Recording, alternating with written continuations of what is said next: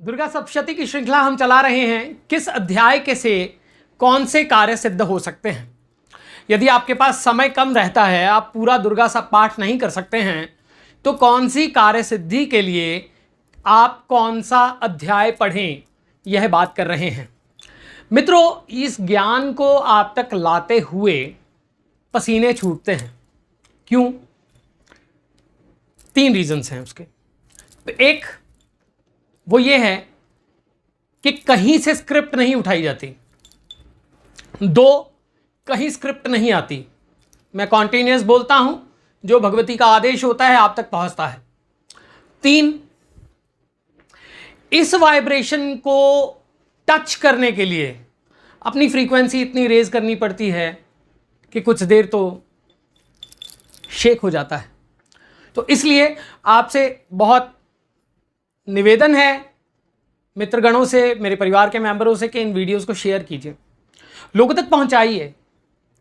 मेरा ये एफर्ट व्यर्थ ना जाने दीजिए। अब करते हैं 8वें अध्याय की बात। 8वें अध्याय की बात।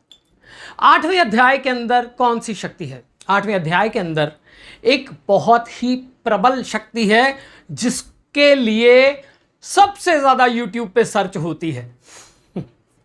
क्या है वो? वो है वशीकरण। वो है रूठे हुए को मनाना।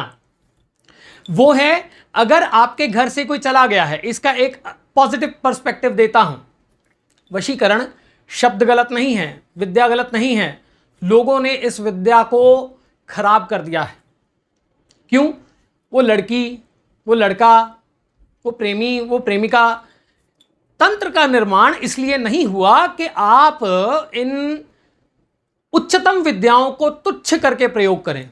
तंत्र का निर्माण लोगों के फायदे के लिए हुआ है, सर्वजन हित के लिए हुआ है। और तंत्र इसीलिए आज भय का सूचक बन गया है क्योंकि इन शक्तियों का दुरुपयोग होता है।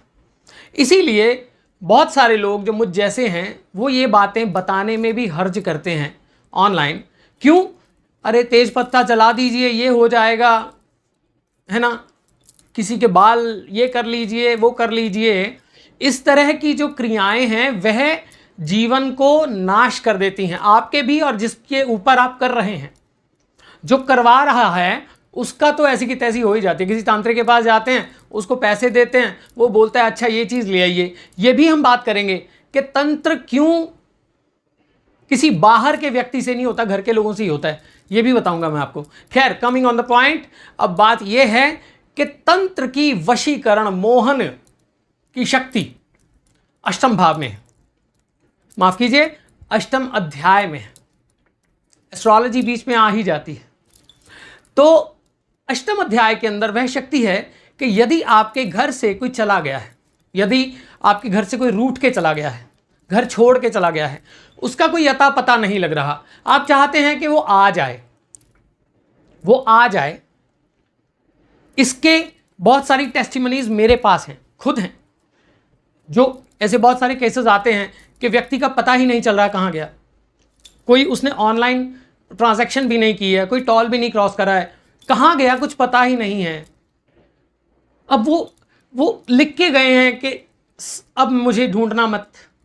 तो 8वें अध्याय का पाठ कीजिए।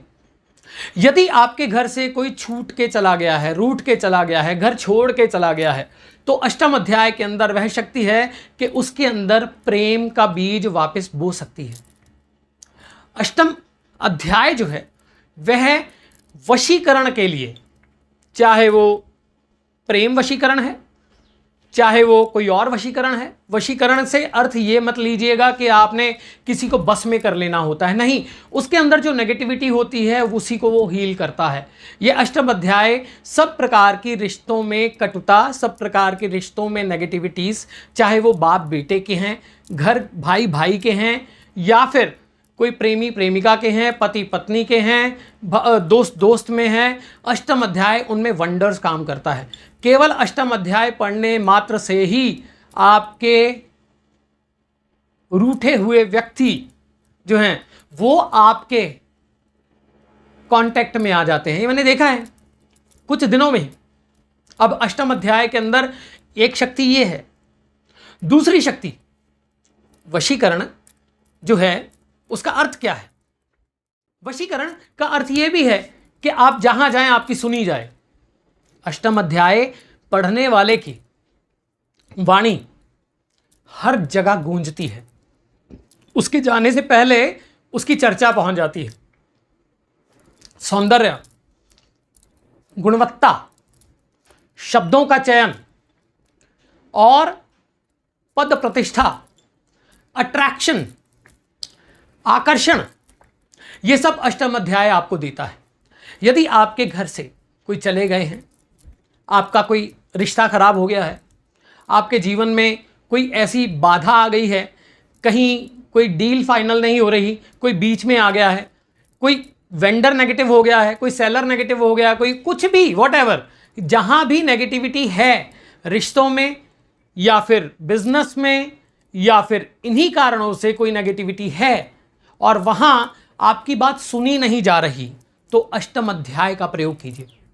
अष्टम अध्याय आपको सर्व मनोकामना पूर्ति इन चीजों में स्पेशली दे सकता है।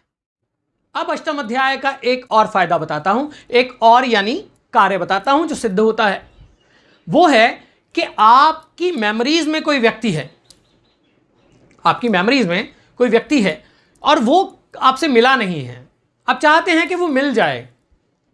एक बार मिले थे, अच्छा लगा था। कोई दोस्त है जो आउट ऑफ टच हो गया है, बिल्कुल आउट ऑफ टच हो गया है, कहां गया कुछ पता ही नहीं, कनेक्टिविटी ही नहीं है। तो ऐसे समय में भी अष्टम अध्याय आपको बिछड़े हुए से मिलाता है। अगर कोई आपसे बिछड़ गया है किन्हीं कारणों से, नेगेटिविटी तो है ही, कोई और भी रीजंस हो सकते हैं, वहां भी अष्टम अध्याय वंडर्स काम करता है। आगे भी बहुत सारी बातें होने वाली हैं, जुड़े रहिए। दुर्गा सप्तशती के एक एक श्लोक को हम खंगालने वाले हैं, वो ज्ञान जो लाखों रुपए कोर्स में खर्च करके भी नहीं मिलता है। यह ज्ञान जनमानस तक पहुंचाइए। और उसके साथ में एक चीज मैं आपको बताता हूं, वो ये है कि भगवती महा उत्साह है, महा उत्साह है। आप इस नाम को जितना फैलाएंगे उतना ही आपके अंदर भी उत्साह बढ़ेगा। और क्यों? महाबले महोत्साहे महाभय विनाशिनी। जितने लोग आज के समय में, कितना भय है, अभी ये भय है ना, कितने तरह का भय है। दुर्गा सप्तशती के अंदर वह सारे रहस्य हैं जो आपको डिटॉक्स भी कर सकते हैं। उसके लिए हम मंत्रा डिटॉक्स भी लाने वाले हैं, इसलिए जुड़े रहिए। आनंद हो आपके बिना अधूरा है।